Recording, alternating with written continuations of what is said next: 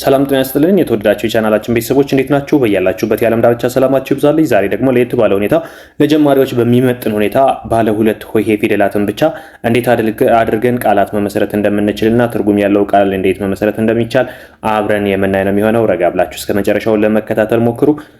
አዲሶች ከሆናችሁ ሰብስክራይብ እንዲሁም ደግሞ ሼር እና ላይክ እያደረጋችሁ ሌሎች ታዳረሱ ዘንድ ከወዲሁ አሳስባለሁ።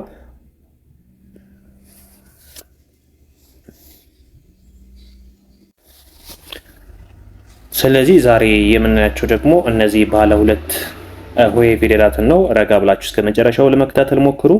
ረጋ ብዬ ነው ማስረዳችሁ። እያንዳንዱን ከፊደላት ከፍ ስንል መጀመሪያ ቅድሚያ መስጠት ያለብን ሁለት ፊደላትን በማገጣጠም በቀላሉ ለሌሎች መስመር መክፈት እንችላለን፣ መንገድ መክፈት እንችላለን። ምክንያቱም አንድ ሰው ከፊደላት ተነስቶ ወይም ፊደላትን አገጣጥሞ ማንበብ ለመቻል ፊደላትን ማንበብና መጻፍ ከቻለ በኋላ ወደ ቃላት ሲሸጋገር በቅደም ተከተል መሆን አለበት። አብዛኛው ሰው የሚሳሳታቸው ስህተቶች ምንድናቸው? ፊደልን ካነበበ ረዥም ጽሑፍ አነባለሁ ብሎ ማሰብ። እሱ በጣም ስህተት ነው፣ አይሆንም። ምክንያቱም በቅደም ተከተል ነው። የሰው ልጅ እድገቱ እንኳ ከመሰረቱ ሲነሳ መጀመሪያ ከልጅነት ከአራት እግር ወደ ሁለት እግር ወደ ምንድን ነው የሚሆነው? በአራት እግሩ መሄድ ከጀመረ ቁጭ ይላል። ቁጭ ካለ ደግሞ ቁሞ መጓዝ ይችላል። እንደዚህ እየሆነ ነው አይደለም የሚሄደው? ልክ እንደዛ አይነት ነገር ነው። ይሄም ሁሉ አእምሯችን መልመድ ያለበት በቅደም ተከተል ሲሆን ነው የበለጠ ግልጽና ለወደፊትም ትልቅ አንባቢና ጻፊ መሆን የምንችለው ከዛ አንጻር መሆን መቻል አለበት። ስለዚህ ፊደላትን ስታነቡ ስትጽፉ ከቆያችሁ በኋላ በቀጥታ 5 ፊደል 6 ፊደል ለማንበብ አትሞክሩ። ልክ ባለ ሁለት ፊደላት ሆሄ ማንበብ ሞክሩ። ላይክ እንደዚህ ማለት ነው። እዚህ ጋር እንደምታዩቸው ሁለት ፊደል ብቻ ነው ያላቸው። አንዱ ቃል ስንት አለው? ሁለት። ነገር ግን ይህ ቃል ትርጉም አለው። ትርጉም መኖር መቻል አለበት። ቃል ለመባል የፊደሎች ስብስብ ብቻ ሳይሆን ያ የተሰበሰበው ፊደል ትርጉም መስጠት መቻል አለበት። ስለዚህ እዚህ ጋር የምታዩቸው ሁሉም ባለ ሁለት ሆሄ ፊደላት ናቸው፣ ቃላት ናቸው። እነዚህም ትርጉም አላቸው። ለምሳሌ ይሄ የመ ፊደል የመጀመሪያው ነው፣ መ እንለዋለን። ይሄ ደግሞ የጠ ፊደል አራተኛ ነው። ስለዚህ በአንድ ላይ ስናነበው መጣ ይላል አይደለም? መጣ መጣ፣ መምጣቱን የሆነ ሰው ከሆነ ቦታ ወደኛ መምጣቱን የሚያመለክት ነው። ሌላው እዚህ ጋር ደግሞ ገ ነው የመጀመሪያ፣ እዚህ ና አራተኛ ነው። በአንድ ላይ ስናነባቸው ገና ገና። እንደነዚህ አይነት ሁለት ሆሄ ያላቸው ፊደላት አብዛኞቹ ሁለት ትርጉም አላቸው። እንዴት ነው ሁለት ትርጉም የሚኖራቸው? አጥብቀን ስናነበውና አላልተን ስናነበው ሁለት ትርጉም አለው። ለምሳሌ ይህንን ለቀቅ አድርጌ ገና ብለው ምንድን ነው? ገና ማለት ገና የሆነ ያልተቋጨ ወይም ደግሞ ያልሆነ ነገር ማለት ነው። ገና ገና ብዬ ጠበቅ ሳደርገው ደግሞ ናን ጠበቅ ሳደርገው የሚጠብቀው ሁለተኛው ፊደል ነው። ይሄ ማለት ነው። ገና ካልኩኝ ምንድን ነው የሚሆነው? በዓሉ ገና በዓል ታውቃላችሁ አይደለ? ወይም ደግሞ የገና ጨዋታ ታውቃላችሁ አይደለ? ገና እሱን ይገልጸዋል። ሌላው ይሄኛው የመጀመሪያ ተ ፊደል አለ፣ እዚህ ደግሞ ራ ፊደል አለ። ተራ ተራ። ስለዚህ ይሄ ደግሞ ምንን የሚገልጽ? ቅደም ተከተልን ማለት ነው። ተራ ማለት ቅደም ተከተል ነው አይደለ? ለምሳሌ የታክሲ ተራ የታችሁ ታውቃላችሁ። የሆነ ተራ ይባላል አይደለ? ተራ ማለት ስብስብ ያለበት ወይም ቅደም ተከተል ያለበት ማለት ነው። ስለዚህ ተራ ብለን እናነባዋለን። ሌላው እችኛዋ ጸ ፊደል ነች፣ ጸሎቱ ጸ። ይሄኛው ደግሞ ና ምን እንለዋለን? ጸና ጸና። ምን ሆነ? ጸና ማለት ባለበት ቆመ እንደማለት ነው። ባለበት ቆመ እንደማለት ነው ጸና ማለት ጸና። ሌላው ለ የመጀመሪያ ማ አራተኛ ለማ ይላል አይደለ? ለማ አንድም የሰው ስም ነው፣ አንድም ደግሞ ለማ ማለት ለመለመ እንደማለት ነው። ለመለመ ለማ። እሺ ሌላው ይሄ ደግሞ ሰ የመጀመሪያ ጋ አራተኛ ምን ብለን እናንብበው? ሰጋ ሰጋ ፈራ ማለት ነው። ተባ ወይም ፈራ ይባላል። ሰጋ ከተባላችሁ ተባ ወይም ፈራ ማለት ነው። ተባ ወይም ፈራ። ሌላው ሳ አራተኛ ራ አራተኛ ሁለቱም በአንድ ላይ ሳራ። ሳራ ማለት የሰው ስም ነው። ሳራ። ሌላው እዚህ ጋር የምታገኙት ደግሞ መ የመጀመሪያ አለ፣ እና አራተኛ አለ። መና። ይሄ ሁለት ትርጉም አለው። አንድ ሲላላ፣ ሁለት ደግሞ ሲጠብቅ። ሲላላ መና መና። መና ማለት ያልተጨበጠ ያልተያዘ የከሰረ እንደማለት ነው። መና። መና ከሆነ ግን መና ምን ይባላል? በመጽሐፍ ቅዱስ ታሪክ መና ማለት ምግብ ማለት ነው አይደል? ከሰማይ መና ይወርዳል ይባላል አይደል? አንዳንዴ ምን ላይ እንደሆነ ባላስታውስም፣ ስለዚህ መና ማለት ምግብ ነው። መና መና ወይም መኖ። መኖ ሲባል ሰምታችሁ ታውቃላችሁ? መኖ ምግብ ነው አይደል?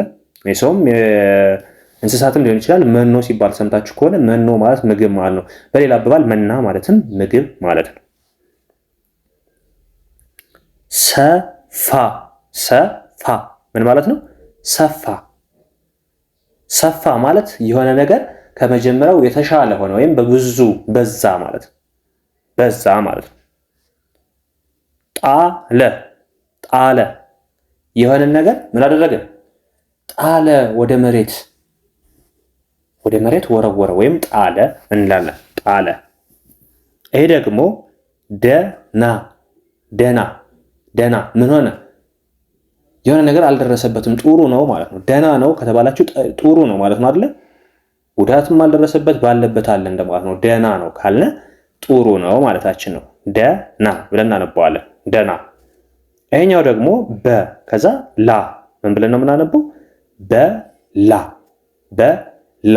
እዚህም ሁለት ትርጉም አለው። አንደኛው በላ፣ ሁለተኛው በላ። በላ ካልነ ይሁን ይደረግ ማለታችን ነው። በላ በላ በላ ይሁን በላ ይደረግ እንላለን አይደለ?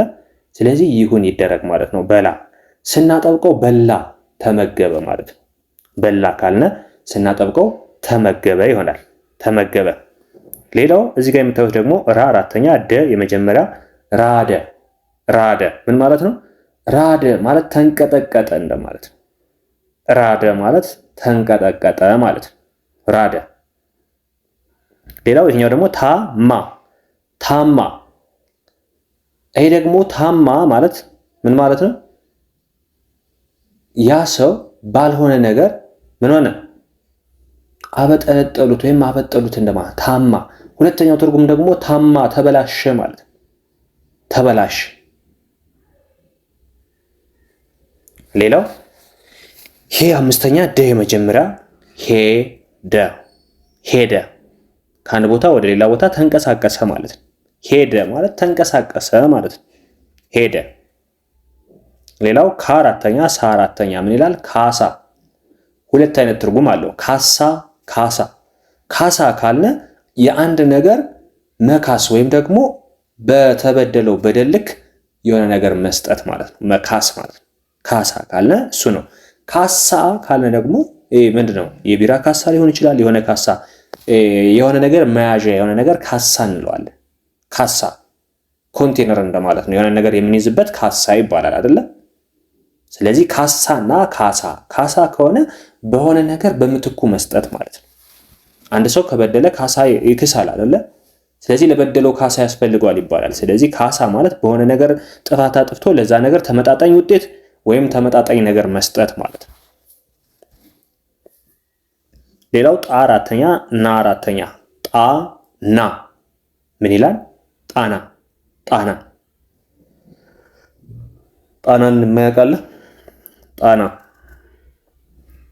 እሺ ሌላው በ የመጀመሪያ፣ ራ አራተኛ፣ በራ። ይሄም ሁለት አይነት ትርጉም ይኖረዋል። በራ በራ። በራ ካልነ ስናጠብቀው የሆነ ነገር በራ ጨለማን ገለጠ እንደማለት ነው። በራ ካልነ ግን ምን ማለታችን ነው? በራ የሰው በራ ታውቃላችሁ? የሰው በራ በራ ማለት አይባልም እንጂ መላጣ ማለት ነው። በራ።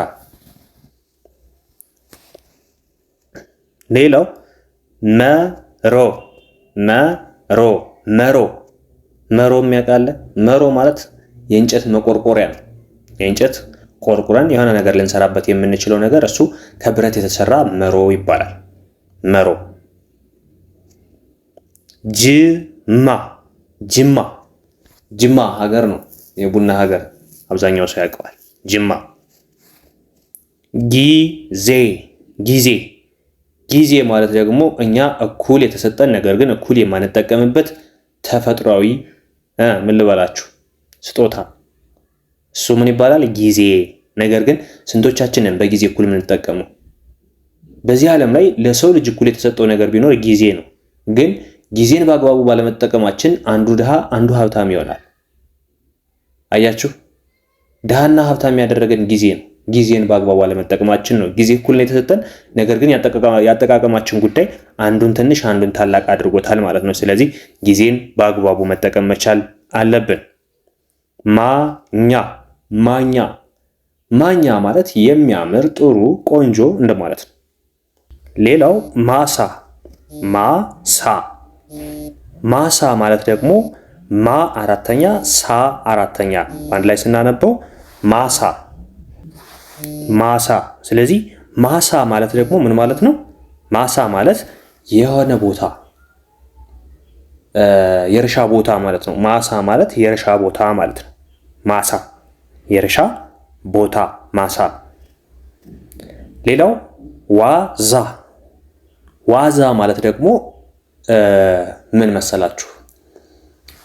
ቸለልተኝነት። ዋዘኛ ነህ ማለት ቸለልተኛ ነህ ወይም ደግሞ ነገሮችን በትኩረት አትመለከትም እንደማለት ነው። ስለዚህ ዋዛ ወይም ዋዘኛ የሚለው ከዚህ የተወሰደ ነው።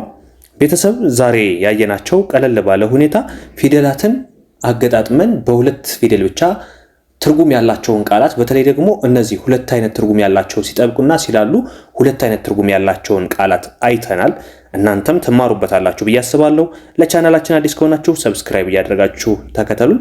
ነባር ቤተሰቦቻችን ደግሞ ላይክ እንዲሁም ሸር እያደረጋችሁ ለሌሎች እህት ወንድሞቻችን አዳርሱልኝ። በውስጥ መስመር የምትማሩ ካላችሁ እዚህ ጋር በማስቀምጥላችሁ ስልክ በኢሞ፣ በዋትሳፕ፣ በቴሌግራም አማርኛን እንዲሁም እንግሊዘኛን ከመሰረቱ ጀምራችሁ ማንበብና መጻፍ የምትቸገሩ ባላችሁበት ሆናችሁ ትምህርቱን የምትቀጥሉ መሆኑን ከወዲሁ ልናሳስባችሁ እንወዳለን። እቤታችሁ ቁጭ ብላችሁ በአንድ ሰዓት ብቻ በማታ ወይም በቀን ከጠዋቱ 12 ሰዓት እስከ ሌሊቱ 6 ሰዓት በኢትዮጵያ እያስተማርን ስለምንገኝ ከነዚህ ሰዓቶች መካከል አንድ ሰዓት በመምረጥ በአጭር ጊዜ ብቻ ማንበብና መጻፍ ትችላላችሁ። በተመጣጣኝ ዋጋ እናንተን በማይጎዳ መልኩ እንዲሁም ደግሞ ሰዓታችሁን ብዙ መጠቀም ሳይሆን በትንሽ ሰዓት ብቻ ብዙ እውቀት የምታገኙበትን ትምህርት አዘጋጅተንላችኋል። በኢሞ፣ በዋትሳፕ እንዲሁም በቴሌግራም ደውሉልን። አብራችሁ ስለነበራችሁ ከልብ እናመሰግናለን። በሌላ ክላስ ከምንገናኝ መልካም ጊዜ ይሆንላችሁ።